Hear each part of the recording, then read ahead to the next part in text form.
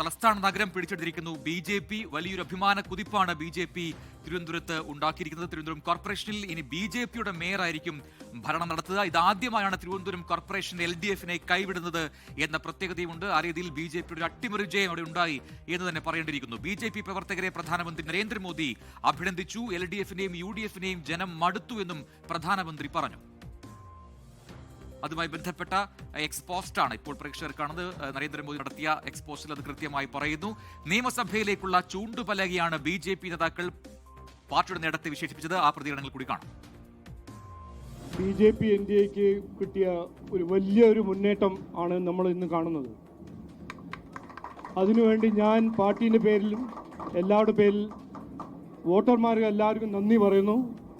LDF ഭരിച്ച 10 കൊല്ലം ഭരിച്ച LDFന്റെ പരാജയമാണെന്ന്, അവരുടെ അഴിമതി, അവർ ശബരിമലയെ ചെയ്ത ദ്രോഹം, അവരെ എത്രയോ അനാസ്ഥയും കുറ്റകരമായ അനാസ്ഥയും അവരുടെ കഴിവില്ലായ്മയും, അതിൻ്റെ ഒരു മറുപടിയാണ് ഇന്ന് ജനങ്ങൾ തന്നിരിക്കുന്നത്. ഇനി ആ LDFന്റെ കാലങ്ങളെല്ലാം കഴിഞ്ഞു.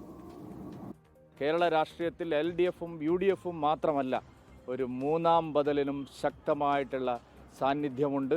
BJPയെ മാറ്റി നിർത്തിക്കൊണ്ട് NDA അവഗണിച്ചുകൊണ്ട് ഒരു കാരണവശാലും മുന്നോട്ട് പോകാൻ കഴിയില്ല എന്നുള്ള സന്ദേശമാണ് ജനങ്ങൾ നൽകുന്നത്. ഞങ്ങൾ ഈ ജനവിധി വിനയത്തോടെ സ്വീകരിച്ച് കൂടുതൽ കരുത്തോടെ നിയമസഭാ തെരഞ്ഞെടുപ്പ് ആവുമ്പോഴേക്കും കൂടുതൽ കരുത്തോടെ കൂടുതൽ സീറ്റുകളിൽ വിജയിക്കാൻ ആവശ്യമായിട്ടുള്ള പ്രവർത്തനവുമായി ജനങ്ങളിലേക്ക് ഇറങ്ങുമെന്നുള്ള കാര്യത്തിൽ സംശയമില്ല. എല്ലാ ഫലങ്ങളും വിജയിച്ചിടത്തും ഞങ്ങൾ ശരിയായ പരിശോധന നടത്തും. പ്രതീക്ഷിച്ച മുന്നേറ്റം ഉണ്ടാക്കാൻ കഴിയാത്ത സ്ഥലങ്ങളിലും പരിശോധിക്കും, പരാജയപ്പെട്ട സ്ഥലങ്ങളിലും പരിശോധിക്കും. അതെല്ലാം ഞങ്ങളുടെ പാർട്ടി സ്ഥിരമായിട്ട്, ഞങ്ങളുടെ മുന്നണി സ്ഥിരമായിട്ട് ചെയ്തുകൊണ്ടിരിക്കുന്ന കാര്യമാണ്. കൂടുതൽ വിവരങ്ങളുമായി ഉമേഷ് ബാലകൃഷ്ണൻ തിരുവനന്തപുരത്ത് തത്സമയം ചേരുന്നു. ഉമേഷ്, നടന്നത് തദ്ദേശ തെരഞ്ഞെടുപ്പാണ്. അതിലെ ഒരു ബ്രേക്കിംഗ് വിൻ എന്ന് പറയാം ഈ തിരുവനന്തപുരം കോർപ്പറേഷനിലെ BJPയുടെ വിജയത്തെ. യഥാർത്ഥത്തിൽ ഒരു നിയമസഭാ തെരഞ്ഞെടുപ്പിൽ ഒരു സീറ്റ് ലഭിച്ചതുപോലുള്ള ഒരു ഇമ്പാക്റ്റായാണ് BJP പോലും അതിനെ കാണുന്നത്. ഒരുപക്ഷെ പ്രധാനമന്ത്രി അടക്കം ഈ ഘട്ടത്തിൽ പ്രതികരണം നടത്തുന്നതും എത്രയും ശ്രദ്ധേയമാണ്. ഇനിയിപ്പോൾ അറിയേണ്ടത് ആരായിരിക്കും പുതിയ തിരുവനന്തപുരത്തിന്റെ മേയർ എന്നുള്ളതാണ്. കണ്ടിലെ കൃഷ്ണമണി പോലെ നഗരത്തെ കാക്കുമെന്നാണ് VV രാജേഷ് ജയത്തിന് ശേഷം പറഞ്ഞത്. അപ്പോൾ ഏത് രീതിയിലാണ് തിരുവനന്തപുരത്തെ കോർപ്പറേഷനിലെ ഈ വലിയ വിജയം അത് BJP നോക്കിക്കാണുന്നതൊപ്പം ഉണ്ടായ ഒരു അട്ടിമറി തോൽവി അല്ലെങ്കിൽ ഒരു പരാജയം അത് എങ്ങനെയാണ് LDF അവിടെ വിലയിരുത്തുന്നത്? ഉമേഷ്,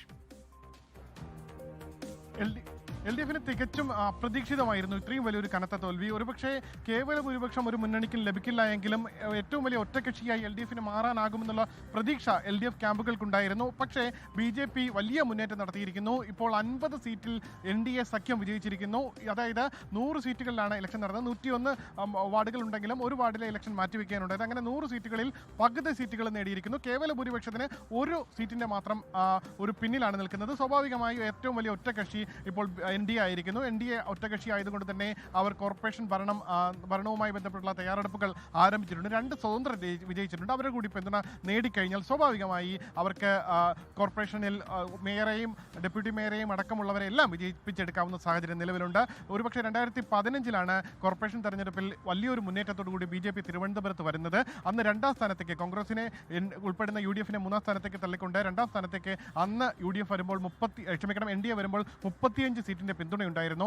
അതിനുശേഷം നടന്ന നിയമസഭാ തെരഞ്ഞെടുപ്പിൽ നേമത്ത് ആദ്യമായി കേരളത്തിൽ അക്കൗണ്ട് തുറക്കുകയും ചെയ്തിരുന്നു.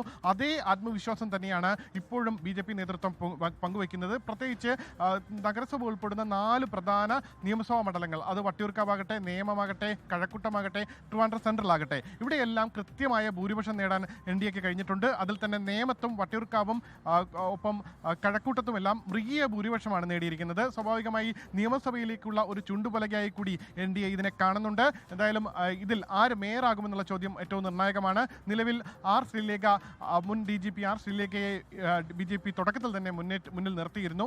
ഒപ്പം മുതിർന്ന നേതാവ് തിരുവനന്തപുരത്ത് നിയമസഭാ മണ്ഡലങ്ങളിലടക്കം കാലങ്ങളായി മത്സരിക്കുകയും BJPയുടെ മുൻനിര മുഖവുമായിരുന്ന VV രാജേഷ് അടക്കമുള്ളവർ ഇതുമായി ബന്ധപ്പെട്ട പരിഗണനാ പട്ടികയിലുണ്ട്. അന്തിമ തീരുമാനം സ്വാഭാവികമായി BJP സംസ്ഥാന നേതൃത്വത്തിൻ്റെ അടുത്താണ്. കാരണം സംസ്ഥാന നേതൃത്വം, ജില്ലാ കമ്മിറ്റി അല്ല തിരുവനന്തപുരം കോർപ്പറേഷൻ്റെ ഒരു കോർപ്പറേഷൻ തെരഞ്ഞെടുപ്പിൽ BJP നേതൃത്വം നൽകിയത് പൂർണ്ണമായി സംസ്ഥാന കമ്മിറ്റിയാണ്. ഏറ്റവും കൂടുതൽ സംസ്ഥാന പ്രസിഡന്റ് വാർത്താ സമ്മേളനം നടത്തിയത് BJPയുടെ സ്ഥാനാർത്ഥികൾക്കും തിരുവനന്തപുരം കോർപ്പറേഷനിലെ അഴിമതി ആരോപണങ്ങൾക്കും വേണ്ടിയായിരുന്നു ഈ കാലയളവിൽ. അതുകൊണ്ട് തന്നെ സംസ്ഥാന നേതൃത്വം ആര് തിരുവനന്തപുരം ജില്ലയിലെ മേയറാകണം എന്നുള്ള കാര്യത്തിൽ അന്തിമ തീരുമാനമെടുക്കും. എന്തായാലും നിലവിൽ സ്വതന്ത്രയുടെ പിന്തുണ ഇല്ല എങ്കിൽ പോലും ഒറ്റക്കക്ഷി എന്ന നിലയിൽ സാധ്യത കൂടുതൽ BJPക്കും NDAക്കും തന്നെയാണ്. മുൻ വർഷങ്ങളിൽ സമാനമായി കഴിഞ്ഞ തുടർച്ചയായ 2 ടേമിലും UDF മൂന്നാം കക്ഷിയാണ്. ആ മൂന്നാം കക്ഷിയായ ഘട്ടങ്ങളിലൊന്നും അവർ ഈ മേയർ തെരഞ്ഞെടുപ്പിൽ പങ്കാളികളായിരുന്നില്ല. വിട്ടുനിന്ന സാഹചര്യമാണ് ഉണ്ടായത്. അതുകൊണ്ട് തന്നെ ഇത്തവണയും വിട്ടുനിൽക്കാൻ സാധ്യതയുണ്ട്. എന്തായാലും അങ്ങനെയാണെങ്കിൽ BJP ഒറ്റക്കക്ഷിയാകും. അവരുടെ മേയർ സ്ഥാനാർത്ഥിയെ വിജയിപ്പിച്ചെടുക്കാനും അവർക്ക് കഴിയുകയും ചെയ്യും.